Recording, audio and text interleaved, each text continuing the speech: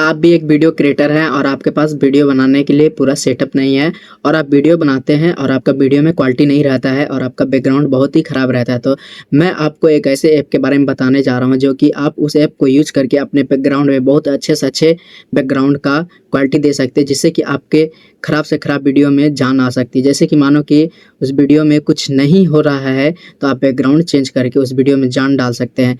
तो उस ऐप का नाम है कैपकट, जो कि उसमें बहुत अच्छे फीचर रहते हैं। आप कैपकट यूज़ करके बहुत ख़राब से ख़राब वीडियो को अच्छा बना सकते हैं। इस वीडियो के लास्ट तक बने रहें और देखिए कि किस तरह कैपकट की मदद से जो बैकग्राउंड पीछे रिमूव करके न्यू बैकग्राउंड एडिट किया जाता है। आप इस वीडियो को लास्ट तक देखें और जानें।